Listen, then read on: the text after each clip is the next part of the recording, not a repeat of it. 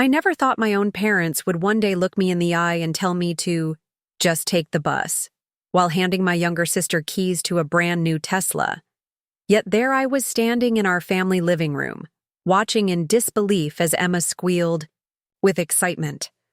The shiny key fob dangled from her fingers, catching the light that streamed through our bay windows, while Mom and Dad beamed with pride. "It's for your graduation, sweetheart," Dad said, his voice warm with affection as he placed his arm around Emma's shoulders. "You deserve something special for finishing med school." I felt my smile freeze on my face, the corners of my mouth straining to maintain the supportive sister expression I'd perfected over the years. Just 3 months earlier, when I'd completed my business degree, with honors I might add, my parents had given me a card with a monthly bus pass tucked inside. "It's practical," Mom had explained. "You're always talking about saving money, and this way you won't have to worry about parking downtown." Emma was already pulling Dad toward the front door, eager to see her gleaming gift parked in the driveway. "Come on, everyone, let's go look," she called over her shoulder. My mother touched my elbow gently as she passed. "Isn't this wonderful, Olivia? Your sister worked so hard for this." I followed them outside mechanically, the spring sunshine suddenly feeling too bright, too cheerful for the hollowness spreading through my chest. There it was, a sleek Tesla Model 3 in midnight blue, a massive red bow placed on the hood like something from a luxury car commercial. My sister circled it reverently, trailing her fingers along its pristine surface while my father pointed out features with the excitement of a child showing off a new toy. "It's got the full self-driving package," he explained proudly. "And the premium interior. Only the best for our little doctor." My mother nodded in agreement, her eyes misty with emotion. "We're so proud of you, Emma. So very proud." I stood slightly apart from them, arms crossed over my chest, fighting the familiar sting of being an afterthought in my own family. It wasn't that they didn't love me. They did, in their way. But Emma had always been the golden child, the brilliant, one destined for greatness, while I was reliable, practical, the sensible daughter who didn't need much fuss. "What do you think, Liv?" Emma called, her face flushed with happiness as she opened the driver's door and slid into the buttery leather seat. "Isn't it amazing?" I swallowed hard, pushing down the bitter comparison between her Tesla and my bus pass. "It's beautiful, Em. Congratulations." My voice sounded hollow even to my own ears, but no one seemed to notice. Later that evening, as my parents and sister chatted excitedly over dinner about insurance rates and charging stations, my phone buzzed with a notification. I glanced down to see an alert from my investment app. Another of my startup investments had just increased in value by 32% following a successful product launch. I smiled faintly at the irony. My family had no idea that while they thought I was barely scraping by on my entry-level marketing job, I'd been quietly building a small fortune since college. Strategic investments in tech startups, a cryptocurrency portfolio that had performed beyond my wildest expectations, and a side business dropshipping specialty fitness equipment had combined to give me a net worth that would shock them all. But I kept my success to myself. Something held me back from sharing it. Perhaps the lingering hope that someday they would see my worth without the validation of financial success. Or maybe it was simpler than that. Maybe I just wanted to be valued for who I was, not what I had achieved. "Olivia, are you listening?" My mother's voice pulled me back to the dinner conversation. "Your father was asking about your commute to that new job. The bus route isn't too complicated, is it?" I looked up from my phone, meeting my father's gaze across the table. "It's fine, Dad. 45 minutes each way with one transfer. Very practical." I couldn't keep the edge from my voice, but as usual, it sailed right past them. He nodded approvingly. "That's my girl. Always sensible with money. You could learn something from your sister, Emma," he added, though his tone made it clear this was a joke. Emma rolled her eyes good-naturedly as she reached for another dinner roll. I don't think I could handle public transportation every day, she said with a slight shudder. All those people, the weird smells, the unpredictable schedules. I don't know how you do it, Liv. Years of practice, I replied, forcing a light laugh. It's actually not bad once you get used to it. But as I looked around at my family, at Emma twirling her new car key around her finger, at my parents gazing at her with undisguised adoration, something shifted inside me. A resolve crystallized, sharp and clear. I was tired of being the afterthought, the practical one who didn't need nice things, the daughter whose achievements went unnoticed, while Emma's were celebrated with expensive gifts and endless praise. Maybe it was time they learned just who their sensible daughter really was. Maybe it was time to show them exactly what I'd built while they were busy doting on their favorite child. I excused myself early from dinner that night, claiming exhaustion from a long work week. In reality, I couldn't bear another minute of hearing about Tesla's features, or my parents' not-so-subtle hints about how they expected her to start repaying her medical school loans now that she had secured a prestigious residency position. As if on cue, my father had glanced my way and added, "At least we never had to worry about that with you, Olivia. State University with your scholarship was practically free." What they didn't know was that I had deliberately chosen the state school over the private universities that had accepted me. It wasn't because I couldn't get in elsewhere. I had received offers from Northwestern and Columbia.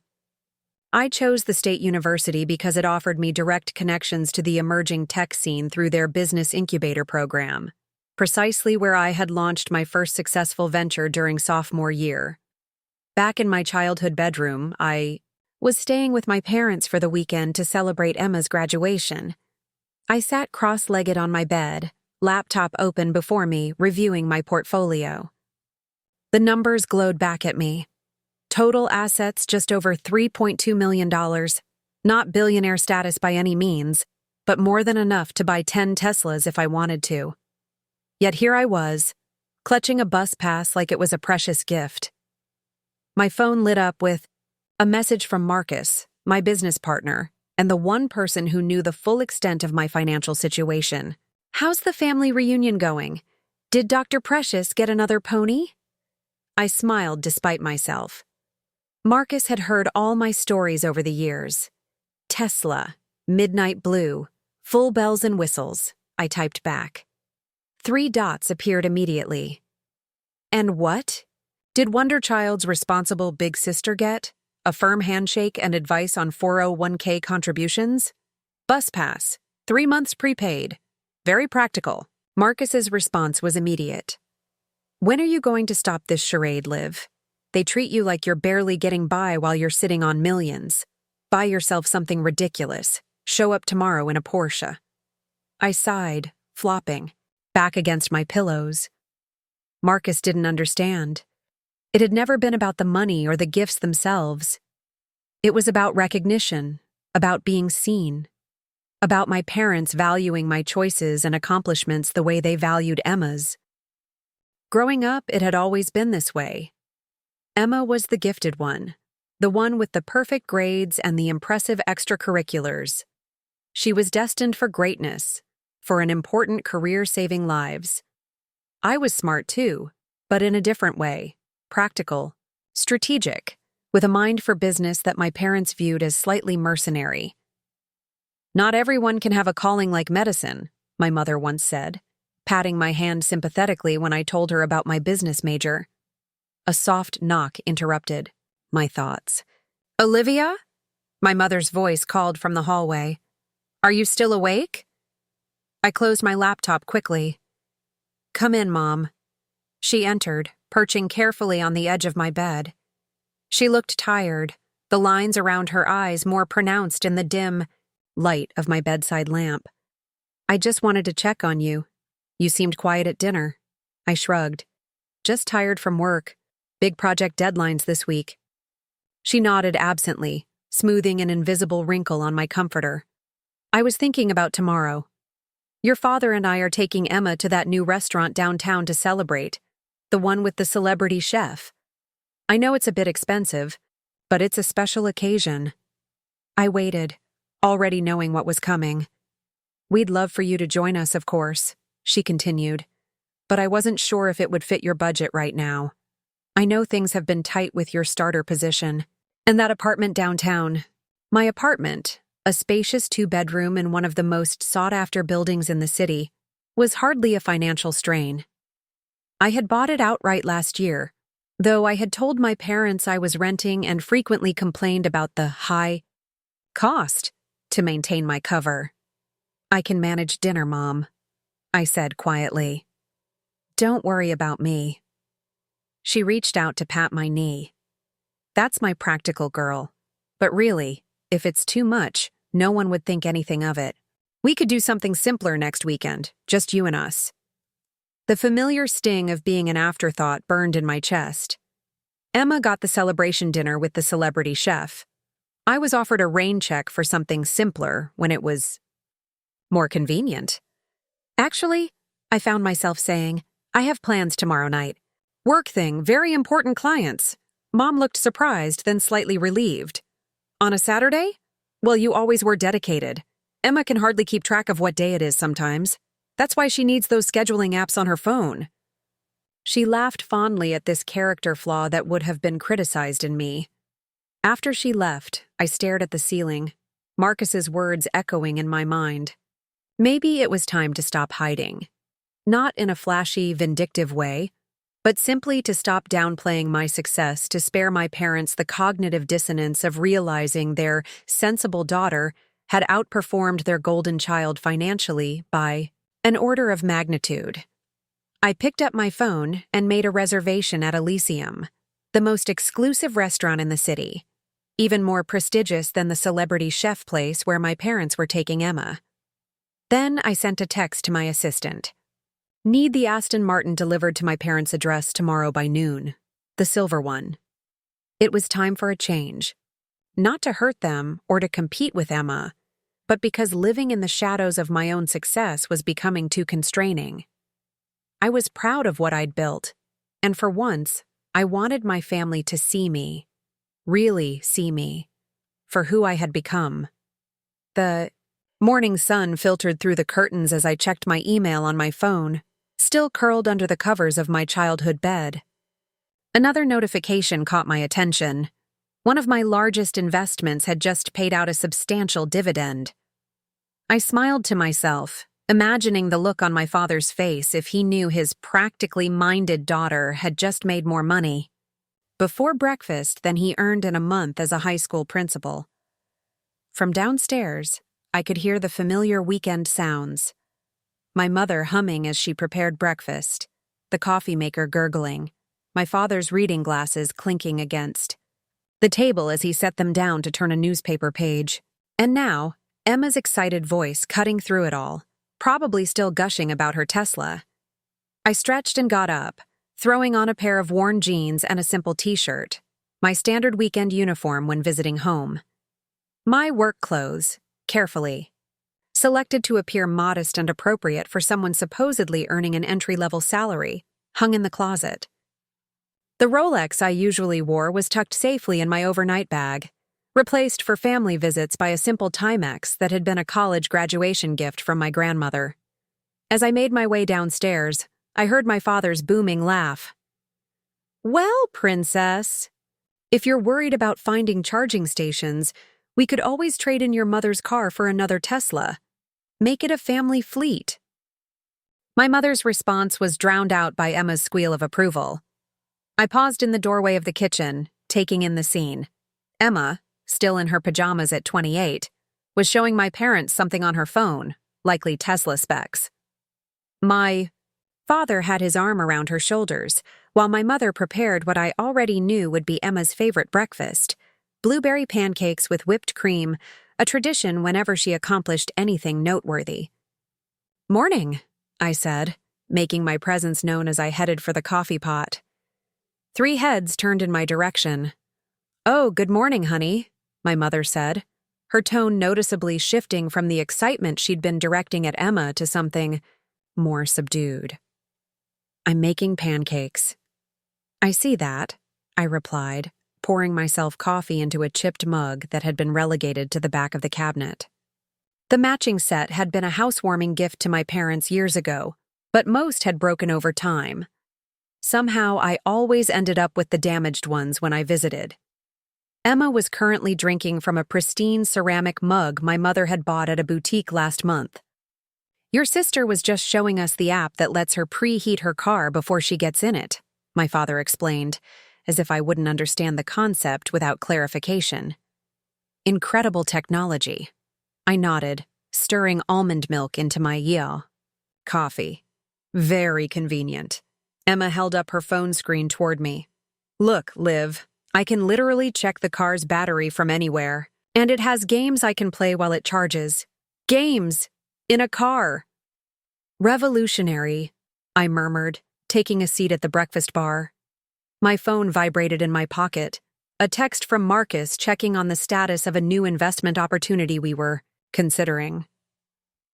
I quickly typed a response, aware of my father's disapproving glance.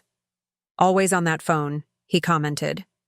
"Your generation can't seem to go 5 minutes without checking social media." I bit back the retort that I was actually managing a 7-figure investment decision, not scrolling through Instagram. Instead, I simply smiled and put my phone away. "So," my mother said, flipping a perfectly golden pancake onto Emma's plate. "What are your plans today, Olivia?" "I thought maybe we could all go shopping this afternoon. Emma needs some new clothes for her residency." Of course she did. Emma always needed something, and shopping for her needs was invariably presented as a family activity we should all enthusiastically participate in. "Actually," I replied, "I have some things to take care of today, and I won't be joining you for dinner tonight, remember? I have that work event." My father frowned slightly. "On a weekend? I hope they're compensating you properly for giving up your personal time." If only he knew. The work event was actually meeting with potential investors for my newest venture, who were flying in specifically to see me on their way to a conference in Europe. Their combined net worth was over $1 billion, and they were considering an 8-figure investment in my company. "It's part of the job, Dad," I said simply. "Well, I certainly hope this job has growth potential," my mother chimed in, now whisking more pancake batter. "Have you looked into that MBA program we talked about? It might help you move up faster." I nearly choked on my coffee. I had guest lectured at Harvard Business School last fall and turned down an adjunct professor position due to my schedule. An MBA would be entirely redundant at this point in my career. "I'm pretty happy with my path right now," I managed to say. Emma, mouth full of pancakes, spoke up. "You know, Liv, one of my med school friends' husbands works at that big tech company, downtown. What's it called? Vertex Solutions? He might be able to put in a word for you if you wanted something more substantial." Vertex Solutions. The irony was almost painful. My investment group had provided the second round of funding for Vertex 3 years ago. I sat on their advisory board and had helped select their current CEO. "Thanks, Em," I said, keeping my voice neutral. "But I'm good where I am for now." My phone buzzed again, this time with a notification that my Aston Martin had been picked up from my private garage and was en route to my parents' house, scheduled to arrive just after noon. In just a few hours, at least one of my secrets would be revealed. My stomach tightened with a mixture of anxiety and something that felt surprisingly like anticipation. After breakfast, I volunteered to wash the dishes, partly to have something to do with my hands, and partly to avoid watching Emma take her new Tesla for a spin around the neighborhood with my parents. "We won't be long," my mother had promised, patting my shoulder as they headed out. "It's sweet of you to clean up." Sweet. Responsible. Practical. The same adjectives they'd been using to describe me since childhood, never realizing how damning they sounded. How they positioned me as the reliable background character in the exciting story of Emma's life. As I loaded the dishwasher, my mind drifted to the first time I realized money could be a path to independence. I was 16, working at a local coffee shop while Emma was busy winning science awards. A regular customer, a woman in her 40s who always ordered the same complicated latte, had taken an interest in me, asking about my studies and goals with genuine curiosity. "You have a mind for systems," she told me one day after listening to me explain how I'd reorganized the shop's inventory process to save time and reduce waste. "Have you ever thought about investing?" She turned out to be a partner at a venture capital firm and became my first mentor. Under her guidance, I invested my coffee shop earnings in a tech startup founded by college students. When that company was acquired 2 years later, my modest investment multiplied tenfold. By the time I left for college, I had a portfolio worth over $30,000, all hidden from my family, who still saw me as the sensible daughter who worked part-time for spending money. The sound of car doors slamming in the driveway jarred me from my memories. I glanced at the clock, 11:30. Still half an hour before my Aston Martin was scheduled to arrive. "You should have come." Emma burst through the door, cheeks flushed with excitement. "Mom let me take it up to highway speed on that empty stretch past the mall. The acceleration is insane." My father followed, looking equally thrilled. "It's like driving a spaceship. So quiet, but all that power just waiting." My mother completed the trio, carrying a shopping bag I hadn't noticed them leave with. "We stopped at that boutique by the dealership," she explained, pulling out a sleek blouse. "Emma needs something nice for her first day of residency orientation." Of course, they had already started the shopping expedition without me. I wasn't surprised, just weary of the familiar pattern. "It looks great, Em," I said automatically. "That color will look amazing on you." My sister held the blouse against herself, preening slightly. "Do you really think so?" It was a little expensive, but Dad insisted. My father waved dismissively. "Nothing but the best for our doctor. You've earned it." The words stung more than they should have after all these years. What had I earned in their eyes? A bus pass and secondhand praise. "I'm going to head up and get ready for my meeting," I said, drying my hands on a dish towel. "I need to leave in about an hour." My mother frowned slightly. "Do you need a ride to the bus stop? Your father could drop you." The perfect opening. "Actually, I have transportation arranged, but thanks."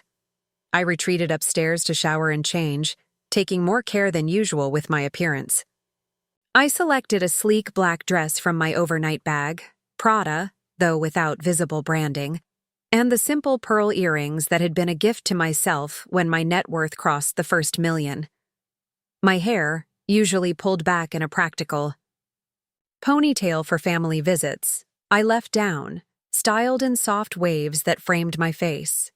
The transformation was subtle but significant, from the practical daughter to the woman I actually was in my daily life.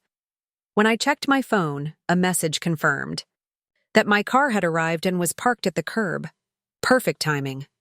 I took a deep breath, applied a final touch of lipstick, and picked up my designer handbag, another item my parents had never seen before.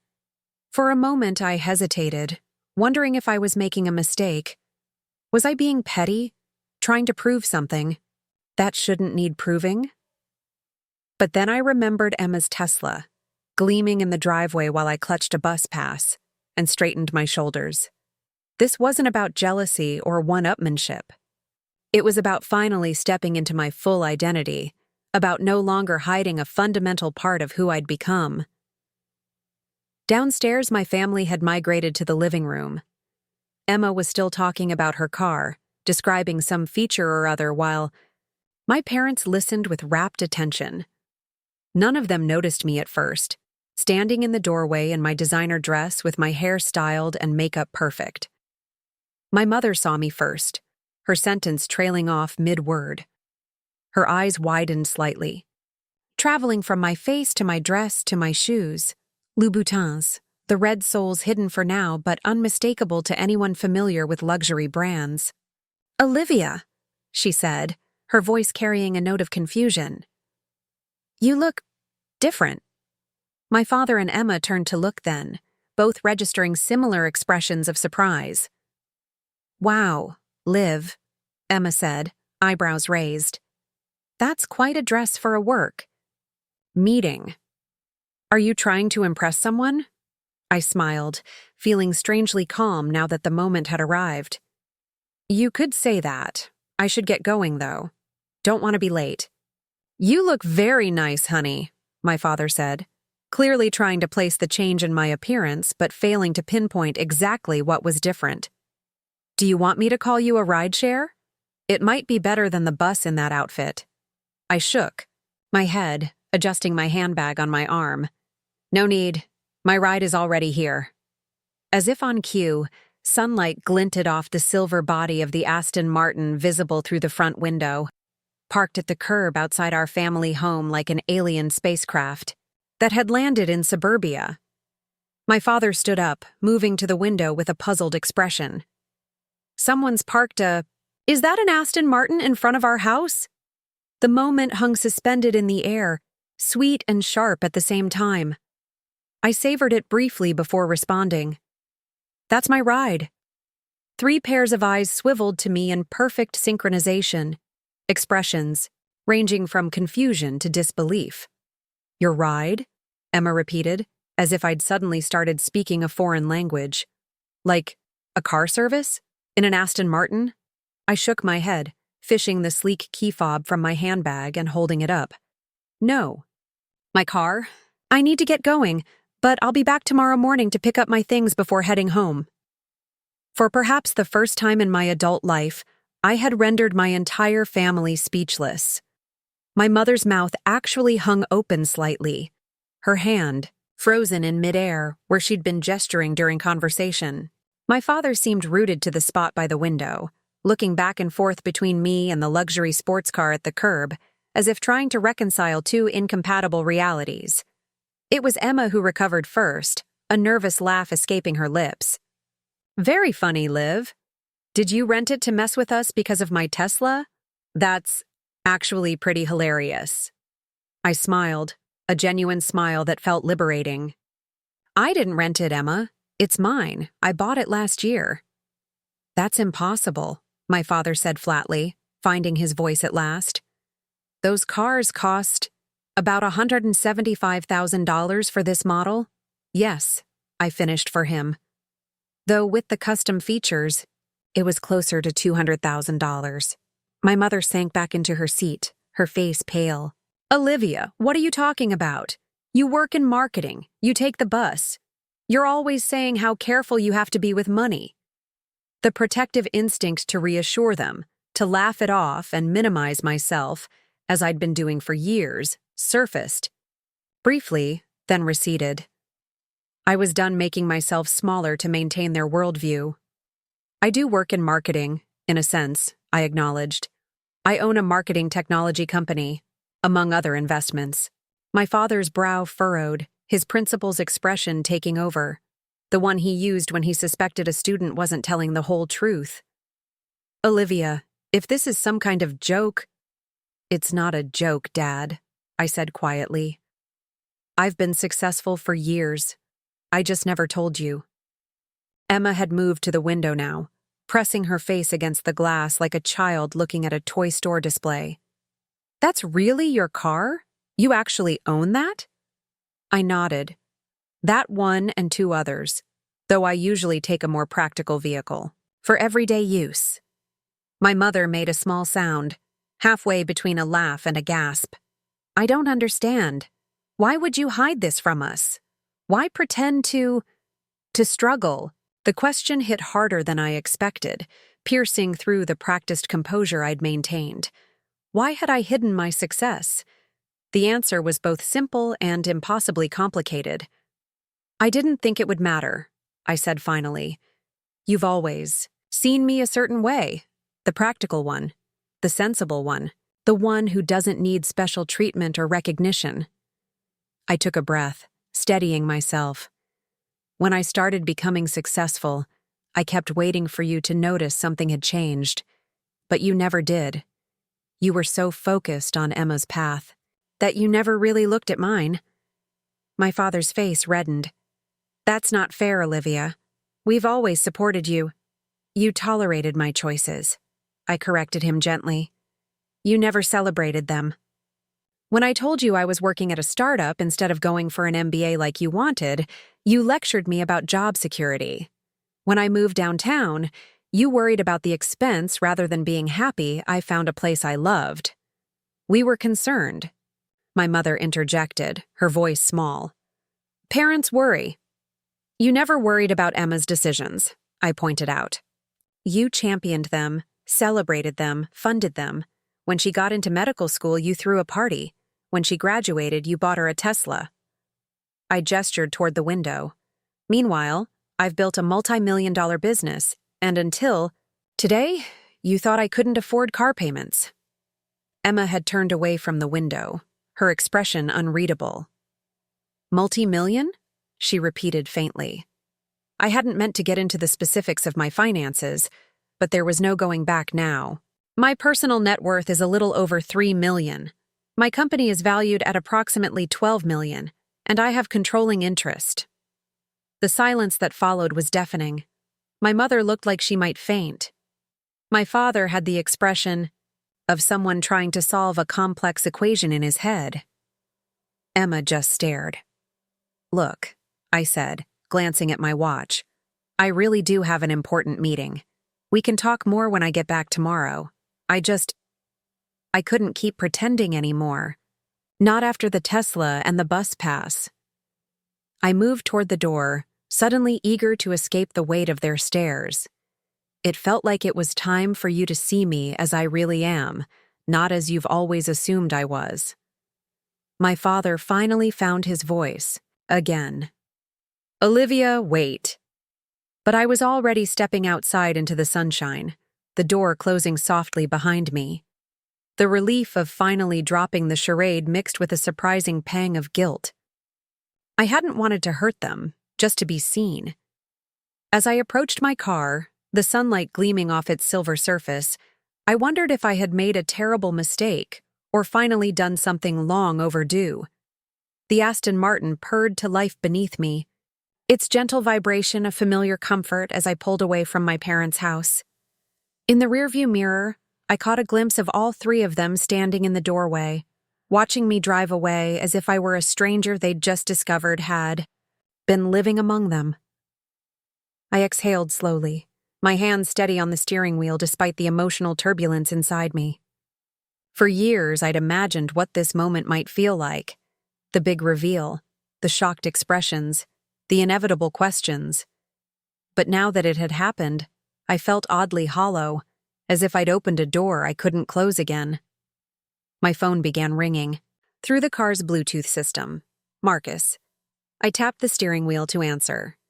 Please tell me you did it, he said without preamble, his voice filling the luxury interior. Please tell me you showed up in the Aston and watched their jaws hit the floor. Despite everything, I smiled.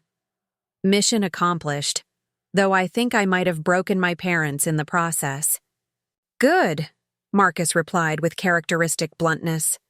They needed braking. So what happened? Give me all the details. Did Emma's Tesla suddenly look like a child's toy?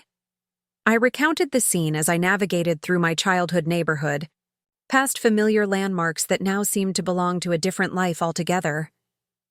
Marcus listened, occasionally chuckling or making sounds of satisfaction. I knew you had it in you, he said when I finished. So how does it feel? Liberating? Vindicating? Both? I considered the question as I stopped at a red light. Honestly? Complicated. Part of me feels like I just threw a grenade into my family's perception of reality. Another part feels like I should have done this years ago. They'll get over the shock, Marcus assured me. And then they'll be falling all over themselves to tell everyone about their brilliant, successful daughter. Just wait. I wasn't so sure. My parents had spent decades fitting me into a particular box in their family narrative. Emma was the star, the achiever, the special one. I was reliable, sensible, average. Those roles had calcified over time, becoming part of how they made sense of the world. My revelation hadn't just challenged their perception of me, it had disrupted the entire family dynamic they'd constructed. Maybe, I said noncommittally. Anyway, I should focus on driving. I'll see you at Elysium in 20.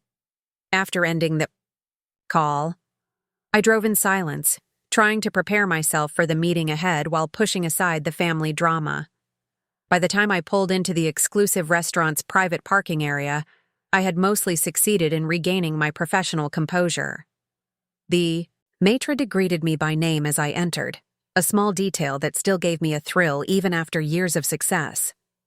"Ms. Parker, your guests have already arrived. Right this way, please." He led me to a secluded table in the back where 3 men in expensive suits stood as I approached. Marcus made the introductions. Mr. Hargrove from London, Mr. Chen from Singapore, and Mr. Alvarez from São Paulo. All 3 were potential investors for my company's expansion into international markets. "Gentlemen," I said, shaking each hand firmly, "thank you for making time during your travels.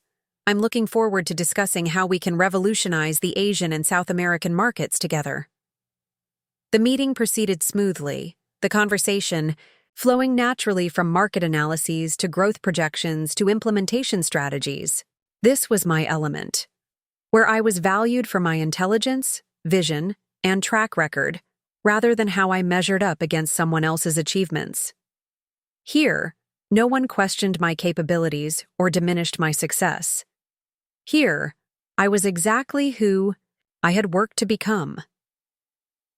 3 hours later, as dessert plates were being cleared away, Mr. Alvarez leaned back in his chair with a satisfied expression. "I think we've heard enough, Ms. Parker. Your proposal is impressive, and your company's innovation in the space is clearly ahead of competitors." Mr. Chen nodded in agreement. "We'll need to finalize some details, of course, but I believe we're all inclined to proceed with the investment." "Excellent," Marcus said, unable to contain his grin. "I told you Olivia was the real deal." Mr. Hargrove fixed his pale blue eyes on me. "I must say, Ms. Parker, your reputation preceded you, but you've exceeded expectations.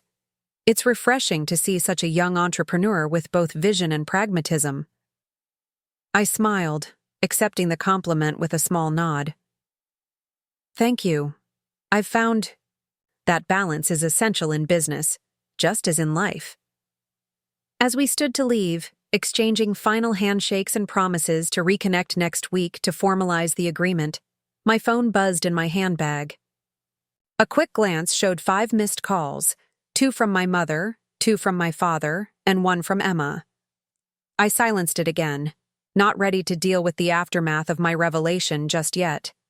Outside in the parking lot, Marcus clapped me on the shoulder as we walked toward our respective cars. "We did it. 20 million in new funding, all but guaranteed. This calls for a celebration." He paused, studying my face. "Unless you're planning to head back to your parents' house for round 2 of the family showdown tonight?" I shook my head, unlocking my car with a press of the key fob. "Not tonight. I told them I'd be back tomorrow to get my things. I need some space to process everything." "Smart," he agreed.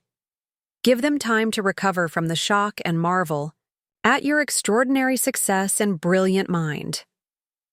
I rolled my eyes, but I was grateful for his unwavering support. "I'm heading to my apartment. I need to prepare for whatever comes next." As I drove home to my downtown penthouse, another secret my family hadn't known about, I couldn't help wondering what was happening back at my parents' house. Were they angry, hurt, confused? Or perhaps, in some small way, proud? The thought sent an unexpected wave of vulnerability through me. Despite everything, despite all my success and the carefully constructed independence I'd built, some small part of me still craved their approval. That realization was almost as unsettling as the confrontation had been. My penthouse welcomed me with cool, silent luxury when I arrived home that evening. Floor-to-ceiling windows showcased the glittering city skyline, a view I'd fallen in love with the moment I first toured the property. I kicked off my heels, poured myself a glass of the Bordeaux I'd been saving for a special occasion, and sank into the plush sofa facing the panoramic vista. The tension I'd been carrying in my shoulders began to ease as I sipped the wine, letting the complex flavors roll across my tongue. 20 million in new funding meant expansion into 3 new countries, dozens of new jobs created, and the technology I'd been developing for years reaching people who could genuinely benefit from it. Today should have been a moment of pure triumph. Instead, my thoughts kept circling back to the stunned expressions on my family's faces as I'd walked out the door. The memory felt both vindicating and uncomfortable, like a shoe that pinched even while it looked perfect. My phone, placed face down on the coffee table, vibrated again with another incoming call. I turned it over reluctantly. Emma. For the 7th time. I hesitated, thumb hovering over the screen, then sighed and answered. AM. A beat of silence, as if she was surprised I'd actually picked up. Liv? Where are you? Are you okay? The concern in her voice caught me off guard. I'm fine. I'm at my apartment. My real apartment, not the fictional one I let you all believe I rented? Mom and Dad are freaking out, she said, her words tumbling out rapidly. Dad's convinced you're involved in something illegal, and Mom's been crying, saying she doesn't understand what's happening. I've been trying to call you for hours. A twinge of guilt pricked at me. I was in a business meeting. I couldn't answer. A business meeting, Emma repeated slowly. In your Aston Martin, wearing designer clothes that probably cost more than my monthly residency stipend. The meeting was with international investors, I said, defensive despite myself. They just committed 20 million to my company's global expansion. Another pause, longer this time. $20 million, she finally echoed, voice faint. Liv, what the hell is going on? Who are you? The question struck deeper than she could know. Who was I? The dutiful daughter playing a role to maintain family peace? The successful entrepreneur who had built something meaningful? The woman who had just blown up her family dynamic out of wounded pride? I'm still me, I said quietly. I'm just more than what you all thought I was. Why didn't you tell us? There was hurt in her voice now, raw and genuine. All these years, you've been what? Secretly rich? Pretending to struggle? Taking the bus when you could afford luxury cars? Why would you do that? The wine suddenly tasted bitter. I set the glass down, gathering my thoughts. It wasn't a deliberate deception, at least not at first. When I started having some success, I thought you'd notice the changes in my life. But no one did. You were all so focused on your path, Emma, med school, residency, becoming a doctor, that my world was just background noise. That's not fair, she protested, but with less conviction than I expected. Isn't it?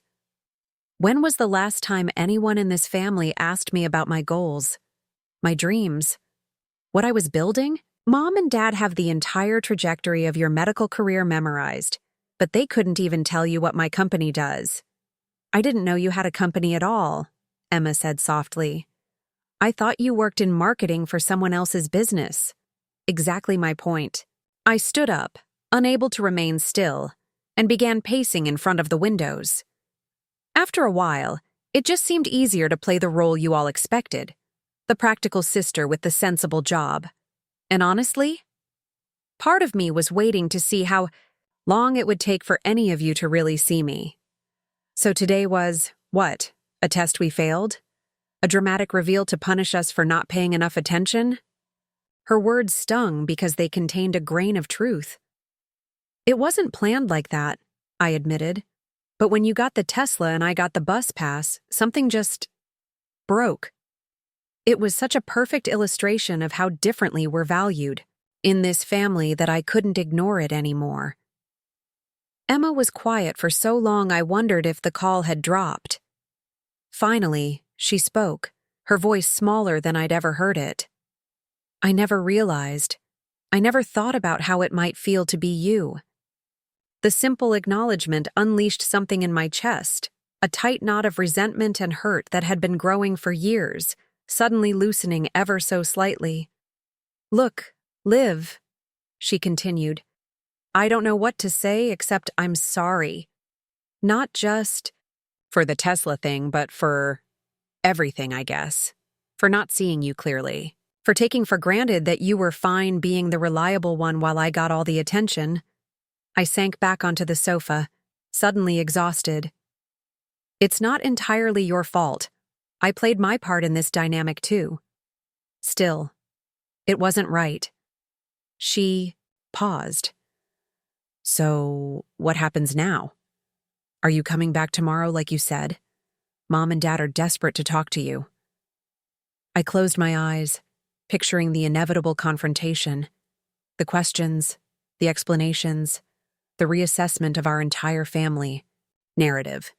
"Yes, I'll be there, but I'm not going back to pretending. That part of my life is over." "Fair enough," Emma said. "For what it's worth, that car is absolutely gorgeous. Way cooler than my Tesla." A surprised laugh escaped me. "Thanks, Em." After we hung up, I sat in the growing darkness of my penthouse, watching the city lights intensify against the deepening night sky. Tomorrow would bring a reckoning years in the making. Whatever happened, I knew one thing for certain. I would never make myself smaller again to fit someone else's perception of who I should be. Sleep eluded me that night, despite the comfort of my king-sized bed with its Egyptian cotton sheets and memory foam mattress. I tossed and turned, my mind replaying the day's events on an endless loop, the shocked expressions on my parents' faces, Emma's unexpected call, the lingering uncertainty of what awaited me tomorrow. When my alarm finally chimed at 7, I'd managed perhaps 3 hours of restless sleep. I took my time getting ready, a luxury I rarely afforded myself on typical workdays. After a long shower in my marble bathroom with its rainfall showerhead and heated floors, another indulgence my family had no idea existed in my life, I stood before my expansive closet, considering what to wear for the inevitable confrontation. The temptation to armor myself in full executive mode was strong. A tailored power suit, statement heels, impeccable makeup. But something held me back from that approach. This wasn't a business negotiation. It was a family reconciliation. Or, at least, an attempt at one. I settled on a middle ground. Designer jeans that fit perfectly, a cashmere sweater in a soft blue that my mother had once commented brought out my eyes, and ankle boots with a moderate heel. Professional but approachable, successful but not intimidating. I applied minimal makeup and pulled my hair into a sleek ponytail. My typical style, but more polished than the hastily gathered version I usually wore at family gatherings. As I sipped my morning espresso, made on the Italian machine that had been a gift to myself when my company first turned a profit, my phone lit up with a text from Marcus. "Ready for Family Showdown 2.0? Need backup?" I smiled despite my nerves. "I've got this. We'll call you after." Going to show up in the Lamborghini this time? Really drive the point home? I rolled my eyes. The Aston was enough. This isn't about flaunting wealth, just offering options. Good luck. Remember, you have nothing to apologize for. I wasn't entirely sure that was true, but I appreciated his unwavering support nonetheless. The drive to my parents' suburban home took longer than usual, weekend traffic clogging the highways leading out of the city. I used the time to rehearse, what I might say, how I might explain the years of omission without making it sound like deliberate deception. But every scenario I imagined felt inadequate, unable to capture the complex web of emotions and choices that had led to yesterday's revelation. When I finally pulled into the familiar driveway, parking the Aston Martin behind Emma's Tesla in a visual representation of our new family dynamic, my stomach was twisted in knots. Through the front window, I could see movement inside. My mother passing through the living room, my father's gesturing hands. They were waiting for me. For a moment, I considered starting the car again and driving away. It would be easier to maintain my distance, to let the revelation stand without further explanation. But the thought of leaving things as they were, fractured and unresolved, felt worse than facing whatever awaited me inside. I took a deep breath, grabbed my handbag, and walked to the front door. Before I could knock or use my key, it swung open. My father stood there, looking older than he had just yesterday, the lines around his eyes deeper, his shoulders slightly stooped. "Olivia," he said, his voice gruff with emotion. "Come in, please." The formality between us was new and uncomfortable, a stark reminder of how yesterday had changed everything. I stepped past him into the entryway, noting that my mother and Emma were already seated in the living room, looking for all the world like they were waiting for a difficult medical diagnosis. "Would you like coffee?" my mother asked, rising halfway from her seat. Her eyes were puffy, evidence of tears shed after I'd left. "I'm fine, thank you," I replied, setting my bag down and taking the armchair opposite the sofa where they sat. It positioned me apart from them, facing them directly rather than joining their unit. The symbolism wasn't lost on any of us. Silence stretched between us, thick with unasked questions and unspoken recriminations. Finally, my father cleared his throat. "I think we all have a lot to discuss," he began, his principal's voice taking over, the one he used for serious situations at school. "Yesterday was unexpected." I almost laughed at the understatement but managed to restrain myself. "I imagine it was." "Olivia," my mother interjected, leaning forward with hands clasped tightly in her lap. "We're just trying to understand. All these years you've been, what? Secretly successful? Hiding your achievements from us? Why would you do that?" The hurt in her voice was genuine, which made it harder to respond with the raw honesty I'd promised myself. But I owed them that much at least. "I didn't start out intending to hide anything," I began carefully. "In the beginning, when I was first having some success with my investments and then my startup, I did try to share it with you. But every time I brought up my work, the conversation would inevitably shift to Emma's accomplishments." Emma shifted, uncomfortably on the sofa, but didn't interrupt. I'd mention landing a new client, and you'd immediately turn the discussion to Emma's latest research paper. I'd talk about expanding the business, and you'd change the subject to Emma's medical school applications. After a while, it just seemed pointless. My father's brow furrowed. "That's simply not true. We've always supported both of you equally." I shook my head, determined to maintain my composure. "Dad, when I graduated with honors and told you I was turning down the corporate jobs to work at a startup, you lectured me about stability and making responsible choices. When Emma decided on medical school, you threw a party and called everyone in the family to share the news." "That was different," he protested. "Medical school is a significant achievement." "So was being recruited by multiple Fortune 500 companies," I countered. "So was building a business from scratch that now employs 30 people and generates 7-figure revenues. But none of that registered as important because it didn't fit your narrative of who I was supposed to be." My mother's eyes filled with tears. "We never meant to make you feel less valued, Olivia. We just worried about you taking risks when you seemed to have such a clear path ahead." "You never worried about Emma's risks," I pointed out, trying to keep my voice gentle despite the years of accumulated hurt bubbling to the surface.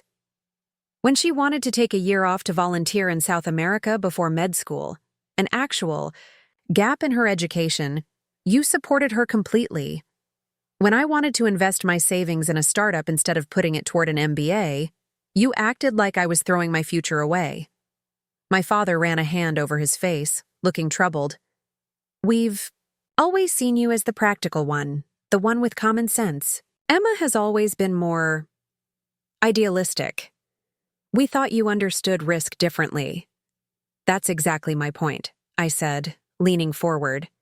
"You decided who each of us was when we were children, and you never allowed those perceptions to evolve. I was practical and reliable, so any choice that seemed ambitious or risky didn't compute. Emma was brilliant and special, so even her detours were treated as inspired choices. Emma spoke up for the first time. "She's right, you know. I've benefited from this my whole life, but I never really noticed it until yesterday. You've always given me the benefit of the doubt while holding Liv to a different standard." My parents exchanged glances, seemingly taken aback by Emma joining my side of the argument. "And the car?" my mother asked quietly. "The luxury lifestyle? Why hide that? From us? Were you ashamed of your success?" The question struck me as so fundamentally backward that I laughed. A short, sharp sound that made them all flinch. Ashamed? No. But what was I supposed to say? "By the way, Mom and Dad, I'm actually a millionaire several times over, but please, continue treating me like I'm barely making ends meet while celebrating every minor achievement of Emma's?" My words hung in the air, razor sharp and unflinching. My mother flinched as if I'd physically struck her, and my father's face flushed red, whether from anger or embarrassment I couldn't tell. Emma stared down at her hands, picking at her perfectly manicured nails, a nervous habit from childhood she'd never quite outgrown. "That's not fair, Olivia," my father finally said, his voice low and controlled. "We've never intended to make you feel less important than your sister." "Intentions don't always match impact," I replied, the phrase borrowed from countless corporate sensitivity trainings I'd both attended and later mandated at my own company. "The reality is that Emma has always been the sun in this family, and the rest of us have been planets orbiting around her achievements." Emma looked up sharply. "That's not my fault. I never asked to be treated that way." "I'm not blaming you," I clarified, meeting her gaze directly. "We were both just playing the roles assigned to us. You were the golden child, the brilliant one with unlimited potential. I was the sensible one, the reliable daughter who didn't need special attention or recognition." My mother dabbed at her eyes with a tissue. "I don't understand why you couldn't have just told us you were doing well. Why the deception? Why let us believe you were struggling when you were actually successful beyond anything we could have imagined?"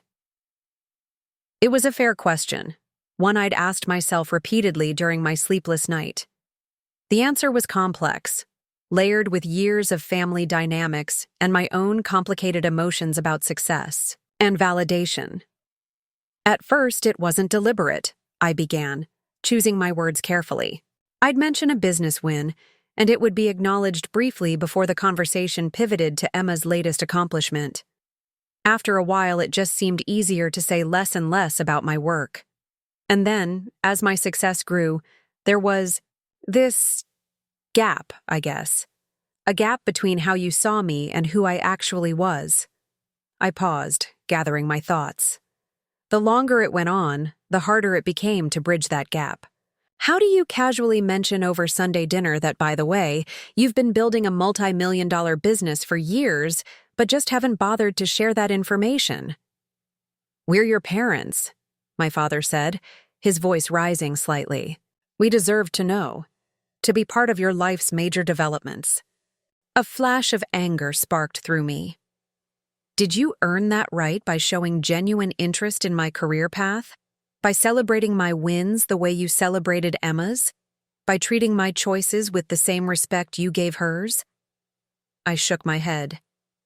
"You can't claim entitlement to information you've consistently shown no interest in." My words landed like stones in still water, sending ripples of discomfort through the room. My father leaned back, looking as if I'd slapped him. My mother's tears flowed freely now, no longer dabbed away but streaming silently down her cheeks. Emma broke the tense silence. "She's not wrong, Dad.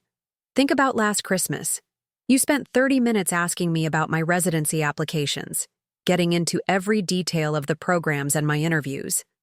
Then you asked Liv how that job was going, and before she could even answer fully, you were asking me about my clinical rotations." I glanced at my sister, surprised by her accurate recollection and support. She gave me a small, sad smile in return. "That's just one example," she continued. It's been like that for as long as I can remember. Mom and Dad, you've always treated my path like it was interesting and worthy of discussion. You've treated lives like it was, I don't know, temporary? Less significant? My father stood abruptly and walked to the window, his back to us as he stared out at the driveway where my Aston Martin and Emma's Tesla sat side by side. The visual juxtaposition of our respective gifts seemed to capture his attention for a long moment. The Tesla and the bus pass, he said finally, still facing the window. That's what broke the camel's back, wasn't it? I nodded, though he couldn't see me. It was just so emblematic of the whole dynamic.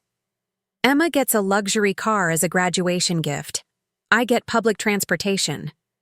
You could have afforded any car you wanted, my mother pointed out, a hint of defensiveness in her tear-thickened voice. That's not the point, I replied, trying to remain patient. The point is that you never even considered that I might deserve the same level of celebration, the same recognition of my achievements. The car itself doesn't matter. It's what it represents. Emma's success is worthy of a significant gift and a family celebration. My success wasn't even on your radar. My father turned from the window, his expression troubled. I'm starting to understand that we've made some serious mistakes in how we've treated you, Olivia. But hiding your success, letting us believe you were struggling financially when you could have cleared up that misconception at any time, that was a choice you made. Yes, I acknowledged. Eventually, it was a choice. A self-protective one. Self-protective? My mother repeated, confusion evident in her reddened eyes. How is hiding your success self-protective? I took a deep breath, reaching for the most honest answer I could give. Because the alternative was constantly presenting evidence of my accomplishments and having them dismissed or minimized. It's like being in a relationship where your partner never remembers your birthday, so eventually you stop mentioning it because the reminder of their indifference hurts more than the missed celebration. Emma winced at the analogy, and something shifted in my mother's expression, a flicker of genuine understanding breaking through her confusion and hurt. I didn't want to keep proving myself to you, I continued, my voice softening slightly. I didn't want to keep offering evidence of my worth, only to have it compared unfavorably to Emma's path. So yes, at some point, I made a deliberate choice to stop sharing my professional life with you. It was easier to let you believe what you already believed about me than to keep fighting for recognition that never seemed to come. My father returned to his seat, his movements slow and deliberate, as if his body had suddenly aged years in the span of our conversation. When he spoke, his voice had lost its defensive edge. I'm sorry, he said simply. I'm sorry that we made. You feel like you needed to hide your light under a bushel. That was never our intention. I know, I replied. And I did know. My parents weren't malicious people. They were just deeply entrenched in a family narrative they had created without realizing its impact. But intentions and impact are different things. My mother reached across the space between us, her hand extended in a tentative gesture. Can we start over? Now that we know, now that we understand what you've built, can we be part of your life in that way? I didn't take her hand immediately, considering her question with the same careful analysis. I'd apply to a business decision. I don't think we can start over, I said finally. Too much has happened. Too many patterns have been established. But we can start from here, with a new understanding. Her hand remained extended, trembling slightly. What would that look like? It would look like genuine interest in my work, not just polite inquiries that serve as precursors to talking about Emma's accomplishments, I began. It would look like celebrating my milestones with the same enthusiasm you bring to hers. It would look like respect for the path I've chosen, even though it's different from what you envisioned for me. My father nodded slowly. Those seem like reasonable requests. They're not requests, I clarified. They're conditions. I'm not going back to making myself smaller or less significant to maintain family harmony. I've worked too hard and achieved too much to keep hiding it or downplaying it to protect your perception of our family dynamic. Emma leaned forward, her expression earnest. I want that too, Liv. I want to really know what you do, what you've built. All these years I thought I understood your life, but I've been completely in the dark. Her sincerity caught me off guard.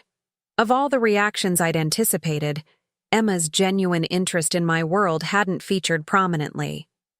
I'd imagined jealousy, perhaps, or defensive justification of her favored status, not this open curiosity and acknowledgement. I'd like that, I told her, offering a small but genuine smile.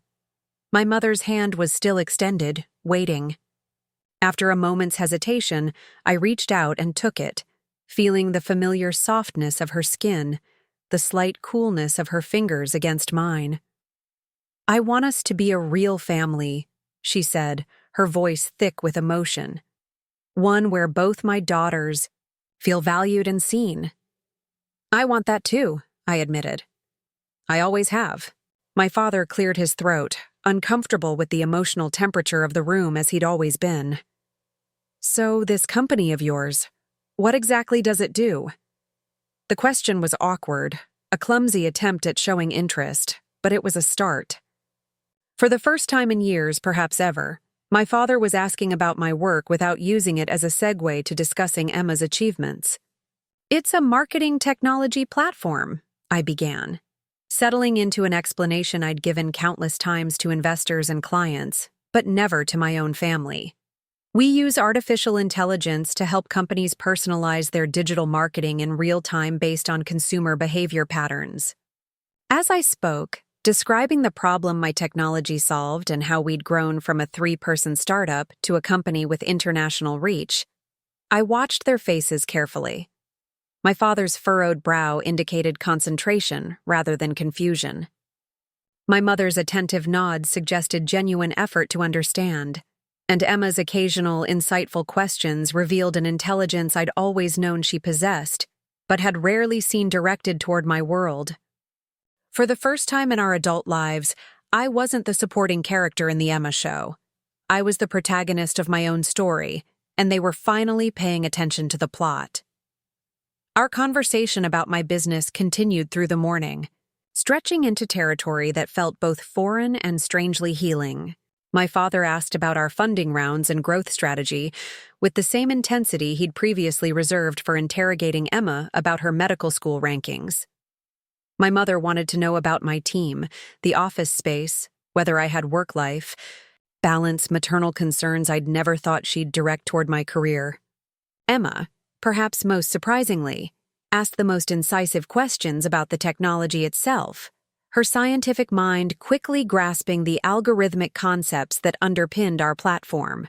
So you're saying the system actually predicts what a customer wants to see next based on their past behavior and similar profiles? She asked, leaning forward with genuine interest. I nodded, warming to the subject as I always did when discussing my life's work. Exactly. Traditional marketing segments people into broad categories, but our technology creates individual preference profiles that evolve in real time. The ad you see might be completely different from what I see, even if we're looking at the same website, at the same exact moment. That's fascinating, Emma said, and the sincerity in her voice caught me off guard. I had no idea you were working on something so sophisticated. I always thought marketing was just, making things look appealing, or writing catchy slogans. Under normal circumstances, I might have bristled at the dismissive characterization of my industry, but the genuine curiosity behind her words disarmed me. That's what most people think, I acknowledged. But modern marketing technology is as complex as any scientific field. We employ data scientists, AI specialists, behavioral psychologists. It's incredibly multidisciplinary. My father frowned thoughtfully. And investors just gave you $20 million more to expand this? That's a significant vote of confidence. The funding round was oversubscribed, actually, I explained, feeling a small glow of pride at being able to share this achievement openly. We had to turn away some interested parties because we didn't want to dilute existing stakeholders too much. Oversubscribed, my father repeated, testing the word as if it were in a foreign language. I'm not sure I entirely understand what that means in this context. In the past, such an admission of ignorance about my field would have felt like further evidence of his disinterest. Today, it felt like an invitation to share my knowledge, to bridge the gap between our worlds. It means we had more investors wanting to put money into the company than we had shares available or needed for our expansion. Plans, I explained. It's generally considered a positive sign of company health and market confidence. My mother, who had been relatively quiet during the technical discussion, suddenly spoke up. Are you happy, Olivia? With your work, your life, all of it? The question caught me by surprise, not because it was difficult to answer, but because she had never asked me anything so direct about my personal fulfillment before. Her inquiries had typically centered around practical matters. Was my apartment safe? Was I eating properly? Had I renewed my renter's insurance? I am, I said after a moment's consideration. I love what I've built. I love the problems we're solving and the team I've assembled, and I've created a life that feels authentic to me, comfortable but not extravagant, successful but purposeful. She nodded, her eyes still holding a hint of the sadness that had permeated our earlier conversation. I just wish we could have been part of it sooner, that you hadn't felt you needed to keep it all separate from us. An uncomfortable silence settled over the room as we all contemplated the years of disconnection that had led us to this moment. It was Emma who finally broke it. I'd love to see where you work sometime, she said, her voice carefully casual as if afraid of overstepping, if that's something you'd be open to. The olive branch was extended with such genuine interest that I found myself nodding before I'd fully processed the implications. I'd like that. Maybe next month after your residency orientation is done? I could give you a tour of the office, introduce you to some of the team. Emma's face lit up with the same enthusiasm she'd shown yesterday when receiving her Tesla keys. That would be amazing. Maybe I could even learn enough to invest a little of my own money in your next round? She laughed, but the question held a serious undertone. We're not taking investments below $1 million right now, I said automatically, then immediately regretted the phrasing when I saw her expression fall. But I could help you set up a diversified portfolio if you're interested in investing generally. It's never too early to start. My father leaned forward, the educator in him emerging. I'd be interested in learning more about that too. Your mother and I have always been conservative with our investments, mostly bonds, some index funds. But clearly, we could benefit from your expertise. There it was, an acknowledgement of my expertise, of the value I could bring to the family, beyond being the reliable daughter who helped with technical problems and practical matters. It was a small shift, but a significant one. I'd be happy to help, I said, feeling a warmth that had nothing to do with the morning sunlight streaming through the windows. We could set aside some time next month for a family financial planning session if you want. My mother glanced toward the window, her attention caught by the 2 luxury vehicles parked in the driveway. And what about the cars? The Aston Martin and... You mentioned you have others? I followed her gaze, sensing the unasked question. The Aston is more of a weekend car. I have a Tesla too, actually, the Model S, for everyday driving, and a vintage Jaguar that I'm having restored as a passion project. 3 cars, my father muttered, shaking his head in wonderment. And all this time we thought you were taking the bus because you couldn't afford better. A wry smile tugged at my lips. I do take public transportation sometimes. It's practical. For downtown and good for the environment. But it's a choice, not a necessity. Emma laughed suddenly. Oh God, I feel so ridiculous now. Remember when I offered to connect you with my friend's husband at Vertex, the company you help run? I couldn't help but laugh too, the tension of the morning finally breaking. That was a particularly ironic moment, yes. You must have wanted to strangle me, she said, still chuckling. The thought crossed my mind, I admitted. But I'm used to people underestimating me. It happens in the tech world all the time, especially to women. My father's expression sobered. We should never have underestimated you, Olivia. That's on us, and I'm truly sorry for it. The simple directness of his apology struck me more powerfully than any elaborate explanation could have. My father was not a man who admitted mistakes easily. His acknowledgement felt like the breaking of a dam, releasing years of accumulated hurt I hadn't fully recognized I was carrying. Thank you, I said softly. That means a lot to me. My mother reached for my hand again, her fingers cool against my skin. Do you think you can forgive us for not seeing you clearly all these years? The question hung between us, heavy with the weight of decades of family dynamics, misperceptions, and missed connections. I considered it carefully, not wanting to offer false reassurance or premature absolution. I think forgiveness is a process, not a single decision, I said finally. But I'm willing to start that process, if you're willing to see me differently going forward. She nodded, tears gathering in her eyes again. We are. We absolutely are. My father cleared his throat, emotion making his voice rougher than usual. Maybe we could start now. Your mother and I were planning to take Emma out to celebrate her residency placement tonight. We'd love for you to join us, as an equal celebration of both our daughters' achievements. The invitation was a small gesture but a meaningful one, an acknowledgement that my success deserved the same recognition they'd always given Emma's. Still, I hesitated. Actually, I said slowly, an idea taking shape. I have a different suggestion. Instead of going out, why don't you all come to my place for dinner? See my actual apartment, get a glimpse of my real life. I have a private chef who could prepare something special, or we could order in from any restaurant in the city. My casual mention of a private chef, someone I employed only occasionally for special events, not regularly, caused all three of them to exchange glances of surprise. But it was Emma who recovered first, her expression brightening. I'd love that. I've been dying to see where you actually live since you dropped the bombshell yesterday. My mother nodded eagerly. That sounds wonderful, Olivia. We'd be honored to see your home.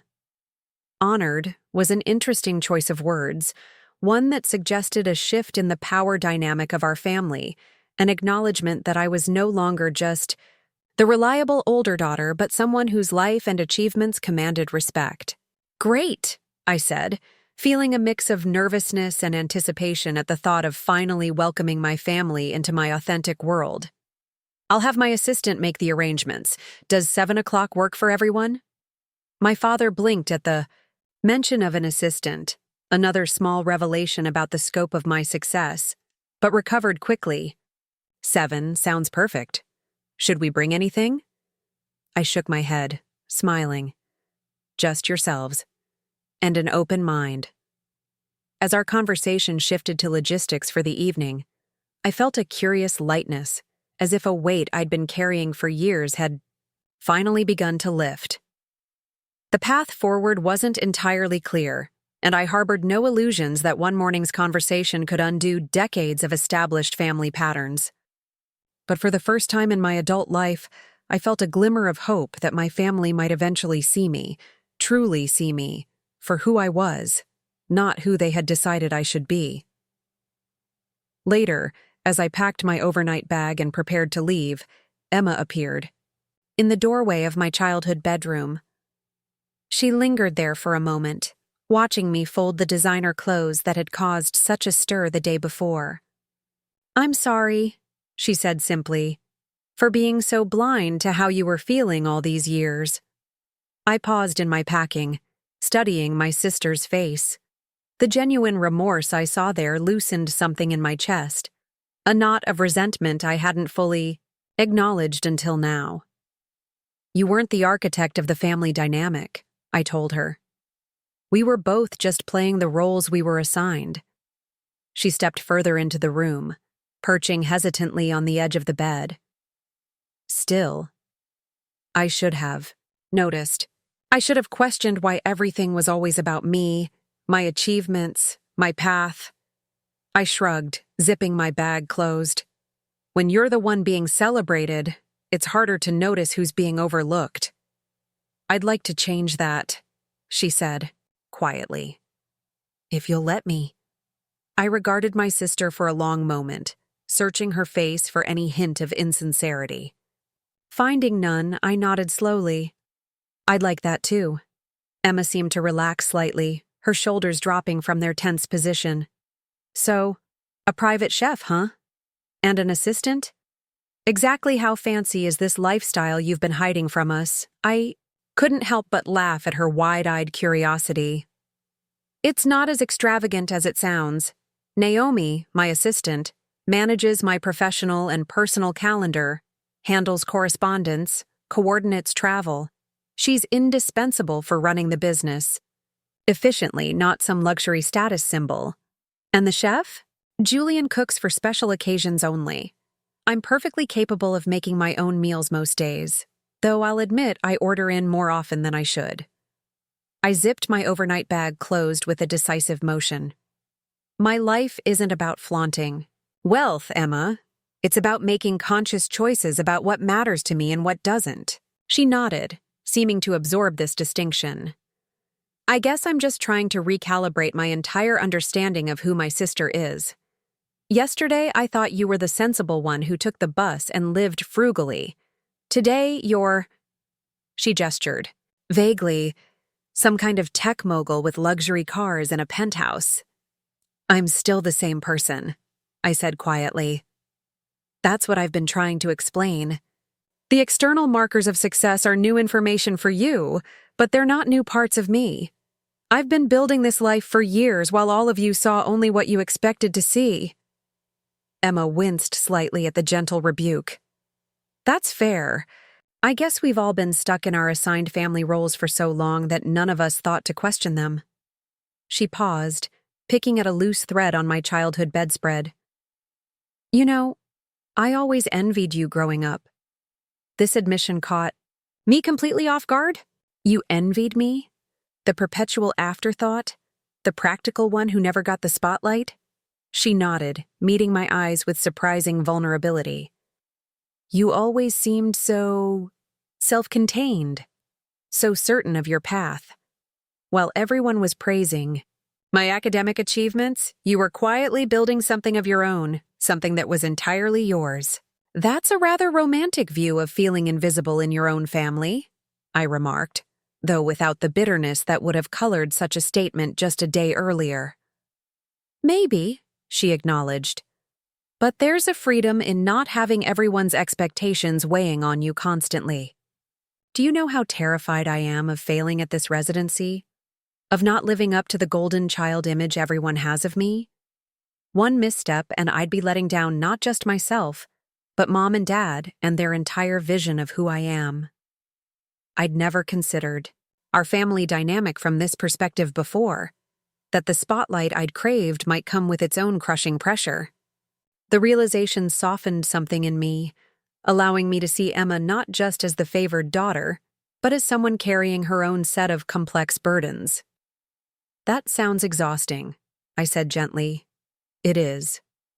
She ran a hand through her hair, a gesture we'd both inherited from our father. Don't get me wrong, I love medicine, and I'm grateful for all the support and opportunities I've had. But sometimes I wonder who I would be if I'd been allowed to define myself instead of having my identity handed to me pre-approved. An unexpected kinship bloomed between us in that moment, sisters on opposite ends of the parental attention spectrum, yet both struggling with the limitations of the roles we'd been assigned. It's not too late, you know, I told her, to redefine yourself, to set boundaries around who you are versus who they want you to be. She smiled wryly. Says the woman who hid her entire successful life from her family for years. not my most direct approach to boundary setting, I admitted with a small laugh. But the point stands. You're an adult. You get to decide who you are, regardless of their expectations. Emma nodded thoughtfully. Maybe we can help each other with that. You can teach me how to assert my independence, and I can... She trailed off, clearly unsure what she could offer in return. You can teach me how to reconnect with them in a healthier way, I suggested. How to be part of this family without losing myself in the process. She brightened at that. Deal. She extended her hand formally, and I shook it, both of us smiling, at the childhood gesture of sealing a pact. For a moment, we weren't the successful businesswoman and the promising doctor. We were just Liv and Em again, sisters finding common ground. The moment was interrupted by my phone chiming with an incoming message. I glanced at the screen to see a text from Marcus. Chef confirmed for tonight. Menu options sent to your email. Apartment being prepared as we speak. Anything else needed for the grand family reveal? I smiled at his characteristically efficient handling of the evening's arrangements. I should get going, I told Emma, slipping the phone back into my pocket. Lots to prepare for tonight. She stood, hovering awkwardly for a moment before surprising me with a quick, fierce hug. Thank you, she whispered. For what? For giving us a second chance, for being willing to let us see the real you even after we missed it for so long. I returned the embrace, feeling the genuine connection beneath it. Just don't make me regret it, I warned, only half joking. No pressure at all, she replied with a nervous laugh. As I drove away from my parents' house, the Aston Martin purring, beneath me, I found myself in a curious emotional state, somewhere between apprehension and hope, between the wariness born of years of being overlooked and the cautious optimism that perhaps things could actually change. My phone connected to the car's Bluetooth system, and Marcus's name appeared on the display. I tapped the steering wheel to answer. So? How was round 2 of the Great Family Reckoning? He asked without preamble. Surprisingly productive, I admitted, navigating through the suburban streets toward the highway. We actually talked, really, talked, for the first time in years, maybe ever. And they're coming to your place tonight? The Sanctum Sanctorum? You're really going all in on this transparency thing, aren't you? I could hear the concern beneath his teasing tone. Marcus had been my confidant through years of family frustrations, had witnessed firsthand how their dismissal of my achievements had wounded me over and over.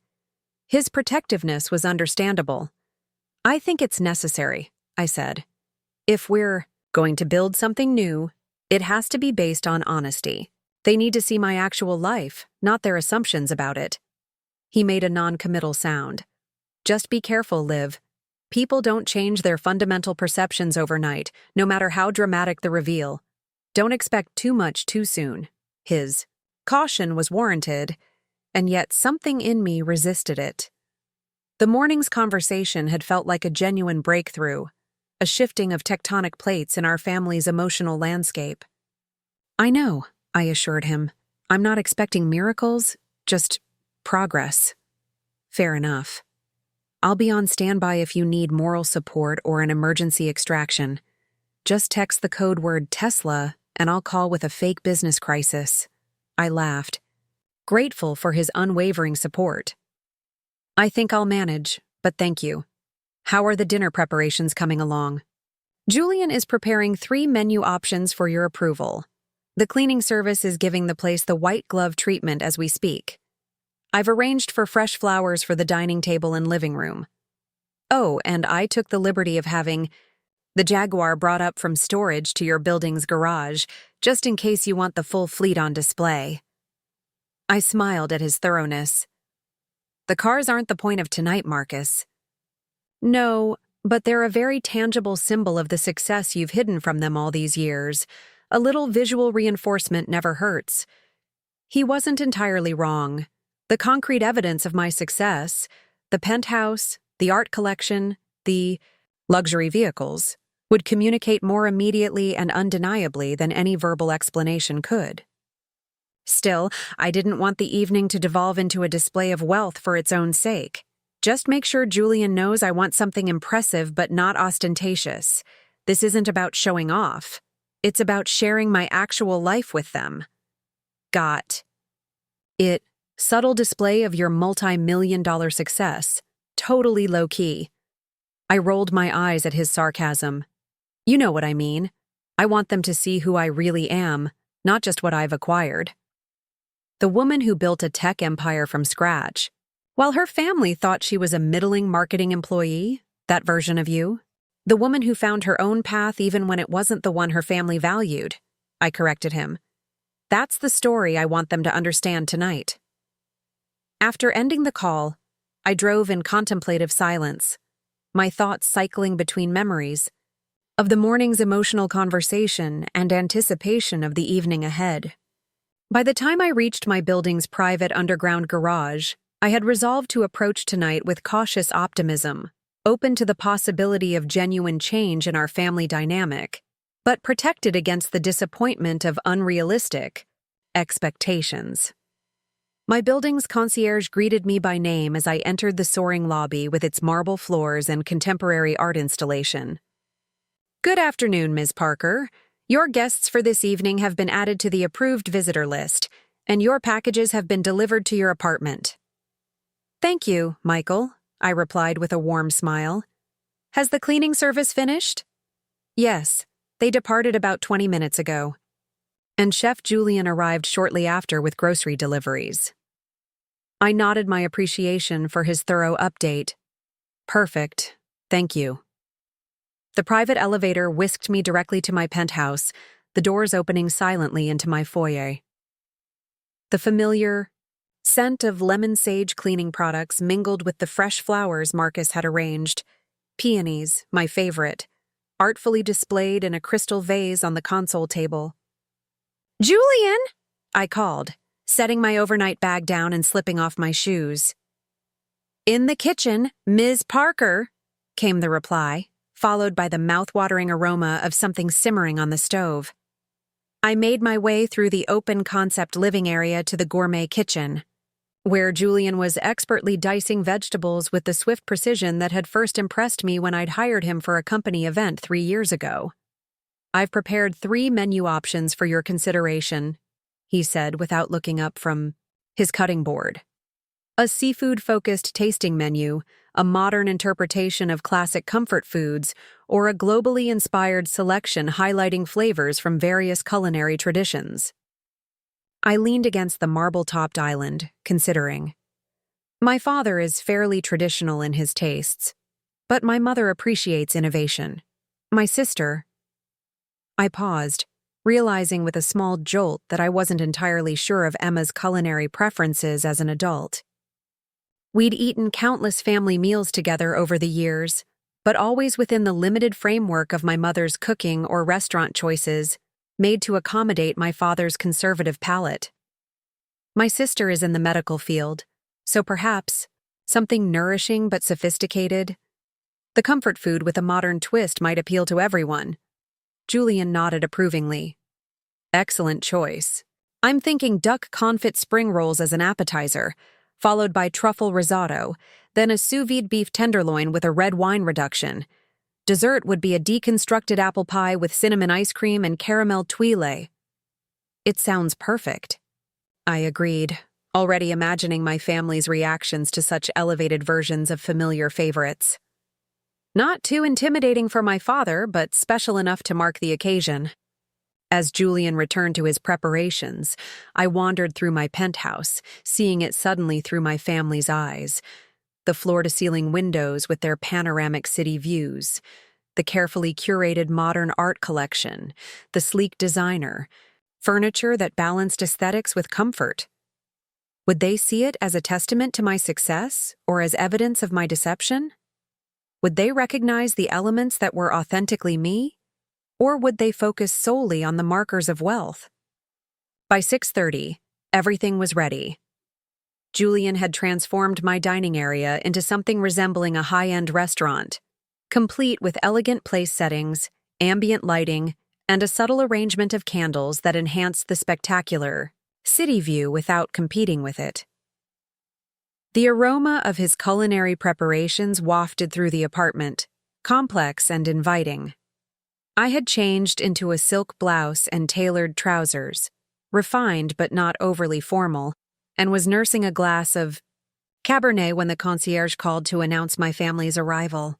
"Send them up, please, Michael," I instructed, taking a deep breath to steady the unexpected flutter of nerves in my stomach.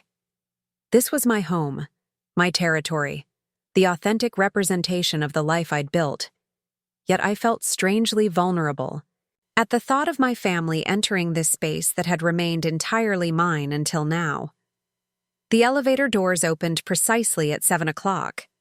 My parents emerged first, looking slightly disoriented by the private elevator access, a luxury feature they'd likely never encountered before. Emma followed, her eyes immediately widening as she took in the expansive living space with its panoramic windows showcasing the city lights below. "Olivia," my mother breathed, clutching her modest handbag like an anchor in unfamiliar waters. "This is extraordinary." My father stood speechless, his gaze traveling from the contemporary art pieces to the architectural lighting to the unobstructed view that served as a living backdrop to my daily life. I watched their reactions with a mixture of satisfaction and trepidation, realizing that this moment represented a point of no return. There would be no going back to the fiction of the struggling daughter after they had witnessed the reality of my success so tangibly. "Welcome to my home," I said simply, moving forward to take their coats. "Thank you for coming." Emma recovered her composure first, crossing the room to give me a quick hug. "This place is unbelievable, Liv. You actually own this? The whole floor?" I nodded. "I bought it last year when the building was completed. I was fortunate to get in during the pre-construction phase, which made the investment more reasonable." My father finally found his voice. "Reasonable. A penthouse in this part of the city must cost more than you'd likely guess," I finished for him gently. "But it was a deliberate choice, not an impulsive splurge. Real estate in this area has appreciated significantly already." My mother moved toward the windows as if drawn by magnetic force, her reflection ghostly against the nighttime cityscape. "You can see the entire downtown from here. And is that the river in the distance?" "Yes, and on clear days, you can just make out the mountains on the horizon," I confirmed, moving to stand beside her. The view was what sold me on the place, honestly. It helps me think, having this kind of perspective. She turned to me, her eyes bright with unshed tears. "It's beautiful, Olivia. Truly beautiful." The sincerity in her voice touched something in me, a yearning for maternal approval I thought I'd outgrown years ago. "Thank you. I'm glad you like it." Emma had already made herself at home, exploring the open-concept living area with unabashed curiosity. "Is that a real Karsai?" she asked, pointing to a large abstract canvas dominating one wall. I blinked in surprise. "Yes, actually. I didn't realize you were familiar with contemporary art." She shrugged, looking slightly embarrassed. "One of my medical school professors was a collector. He'd invite students to gallery openings sometimes. I never knew much about it, but I remembered liking Karsai's use of color." Another small revelation about my sister, a glimpse of interests and experiences beyond the narrow medical track I'd always associated her with. Perhaps we'd both been guilty of seeing each other through overly simplified lenses. "Would you like a tour before dinner?" I offered, gesturing toward the hallway that led to the other rooms. My father nodded eagerly, seeming to have recovered from his initial shock. "I'd love to see the rest of this place. It's like something from a magazine." I led them through the apartment, showing them the home office where I often worked when not at company headquarters, the guest room with its ensuite bathroom, the small fitness area overlooking the eastern part of the city, and finally, My master suite with its walk-in closet and spa-like bathroom. Good Lord, my father muttered as he took in the expansive shower with its multiple jets, the soaking tub positioned to capitalize on the view, and the heated marble floors. It's like a luxury hotel. I spend a lot of time working, I explained, feeling a curious mix of pride and self-consciousness as they absorbed the opulence of my private spaces. Having a comfortable home base makes a difference. Emma was examining the row of designer dresses in my closet, her fingers lightly touching a beaded evening gown I'd worn to a charity gala last month. Do you go to a lot of fancy events? Is that part of your job? Networking is important in my industry, I acknowledged. There are investor dinners, industry conferences, charity functions. Looking the part is sometimes as important as playing it, especially as a woman in tech. My mother had wandered to my dresser, where several framed photographs stood in elegant silver frames. She picked one up, a shot of me at a company retreat last summer, surrounded by my leadership team, all of us laughing at something just out. A frame. You look happy here, she said quietly. Confident. I was. I am. I moved to stand beside her, looking at the photograph with new eyes. Those are my closest colleagues. We'd just successfully launched a new product line after months of 18-hour days and countless setbacks. She set the photo down carefully. You have a whole life we knew nothing about. Friends, colleagues, achievements. Her voice caught, slightly. I missed so much. The raw regret in her tone caught me off guard. I had prepared myself for many possible reactions. Defensiveness, denial, even resentment of my success, but not this naked vulnerability, this genuine grief over the connection that had been lost. I'm showing you now, I said gently. That's what matters. Before she could respond, Julian appeared in the doorway, his professional demeanor concealing any reaction he might have had to finding us all in my bedroom. Dinner is ready to be served whenever you'd like, Ms. Parker. Thank you, Julian. We'll be right there. I turned to my family with what I hoped was a reassuring smile. Shall we? I think you'll enjoy what Julian has prepared. Back in the dining area, my family settled into their seats with expressions ranging from Emma's unabashed excitement to my father's careful composure, as if he were determined not to appear overawed by his surroundings. Julian presented each course with professional flair, explaining the components and techniques in a way that was informative without being pretentious. As we savored the duck confit spring rolls, conversation flowed more naturally than I had anticipated. My father asked thoughtful questions about how I'd started my company, seeming genuinely interested in the journey rather than just the outcome. My mother wanted to know about my daily routine, how I balanced work and personal life, whether I had support systems beyond just employees. Do you have friends here? She asked during the risotto course, concern evident in her voice. People who know the real you, not just the business persona?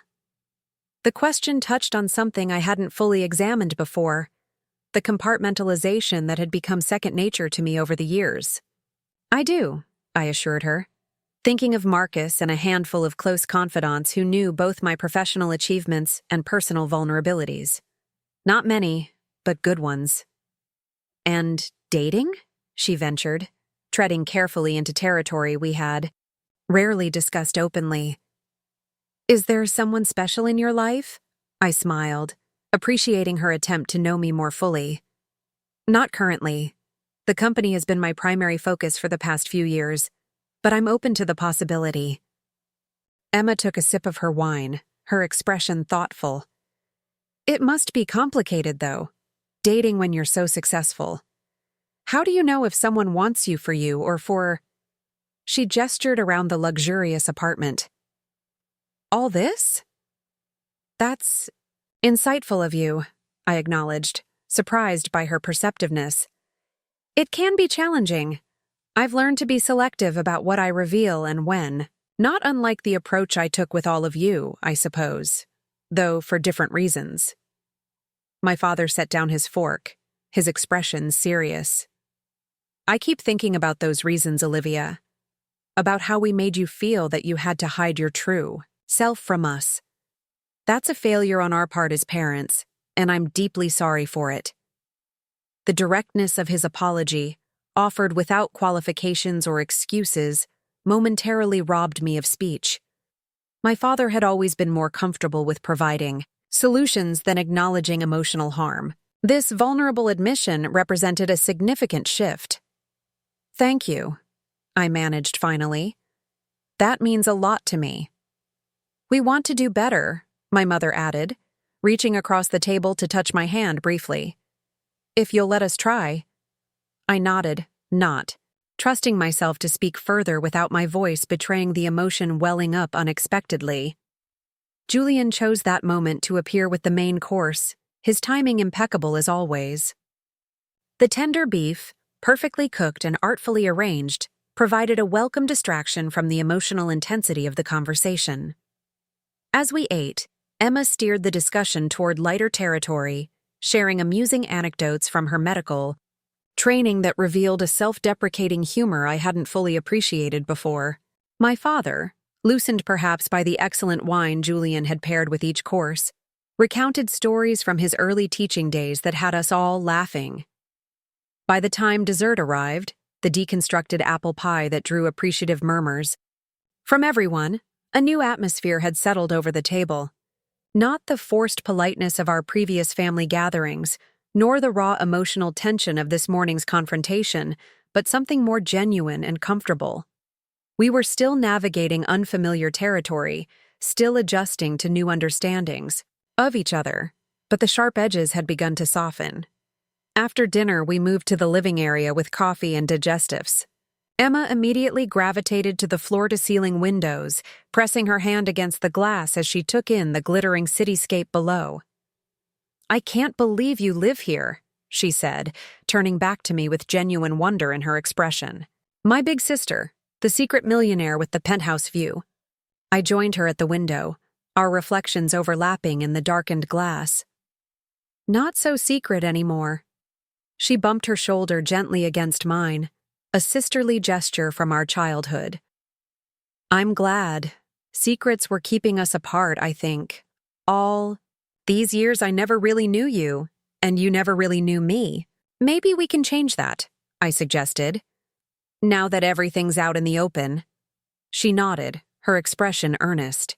"I'd like that. A lot, actually." From the seating area, my father cleared his throat. "Olivia, before we leave tonight, there's something your mother and I want to say." I turned from the window, apprehension flickering briefly before I tamped it down. "Yes?" My parents exchanged a glance, some unspoken communication passing between them. My mother nodded encouragingly, and my father continued, "We've been doing a lot of thinking today about the family we've been and the family we want to be going forward." He squared his shoulders, facing me directly. "We owe you more than just an apology for the past. We owe you a commitment to change." My mother leaned forward, her eyes meeting mine. "We want to know you, Olivia. The real you. Your work, your passions, your challenges, your triumphs. All of it.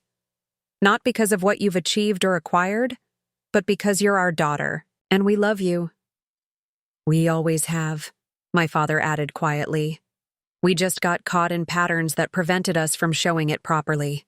The simple sincerity of their words reached a place in me that had been walled off for so long, the part that had yearned for exactly this recognition, this validation of my worth beyond being the reliable, practical daughter. For a moment, I couldn't respond, emotion closing my throat. Emma moved to stand beside me, her hand finding mine in a gesture of solidarity that felt both new and deeply familiar. "Thank you," I finally managed, my voice steadier than I expected. "I'd like that too, a new start with honesty on all sides." As my family prepared to leave later that evening, there was an awkwardness to our goodbyes. Not the tension of unresolved conflict, but the uncertainty of navigating a relationship that had fundamentally changed in the span of 2 days. Hugs were exchanged with a new carefulness, Promises made to speak soon, to plan further gatherings, to begin building something healthier than what had come before. After they left, I stood alone in my penthouse, the silence enveloping me like a familiar blanket. The evening had gone better than I'd dared hope, but I harbored no illusions that one dinner could erase decades of established patterns. The road ahead would require patience, honesty, and consistent effort from all of us. My phone buzzed with a text from Marcus. Survivors? Or should I send a search party? I smiled, typing back, all alive and relatively unscathed. Actually went, well? His response came quickly. Progress or miracle? I considered the question as I gazed out at the city lights, reflecting on the day's emotional journey from confrontation to cautious reconciliation. A beginning, I replied finally. Just a beginning. As the weeks turned into months, our family began the delicate process of redefining how we related to each other.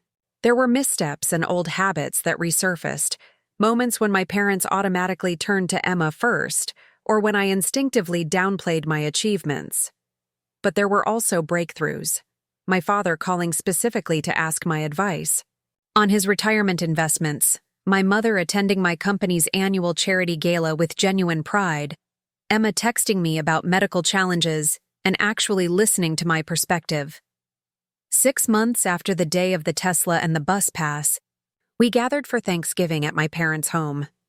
As I parked my car in the driveway, the practical Tesla rather than the showy Aston Martin, I noticed something unusual. A small envelope tucked under my windshield wiper. Inside was a single key with a familiar logo and a note in my father's handwriting. For our daughter who blazed her own trail. Your success is built on your terms, and we couldn't be prouder. Confused, I looked up to see my parents and Emma standing in the doorway, matching expressions of anticipation on their faces. What is this? I asked, holding up the key. My father gestured toward the garage. Take a look. With growing curiosity, I walked to the garage door and pressed the opener on the key fob. As the door lifted, I gasped. There sat a gleaming new electric car, not ostentatious like the Tesla, but elegant and practical. A perfect balance of sensible and special, much like the woman I had always been beneath the roles I'd been assigned. We know you don't need it, my mother said, coming to stand beside me. You have your own beautiful cars. But we wanted to acknowledge what we should have celebrated all along. Your journey, your choices, your success. It's not about the car, my father added, his voice gruff with emotion. It's about recognizing that both our daughters deserve to be seen and celebrated for who they truly are. Emma joined us, slipping her arm through mine. And this one's eco-friendly, she teased. So you can still feel morally superior to my gas-guzzling Tesla. I laughed, feeling a warmth that had nothing to do with the unseasonably mild November day. I don't need another car, I said softly. We know, my mother replied, but you deserve one that was given with full knowledge and appreciation of who you are. As we walked toward the house together, I realized that the car represented something far more valuable than transportation or even recognition. It symbolized a new chapter in our family story, one where I was neither the overlooked practical daughter nor the secretly successful outsider, but simply Olivia, embraced in all my complexity. Some wounds take time to heal completely, and some patterns require consistent effort to change. But standing there with my family, I knew we had already come further than I'd ever dared to hope on that fateful day, when a Tesla and a bus pass had finally pushed me to reveal my secret wealth, and, in doing so, discover the true richness of being fully seen and accepted for exactly who I am.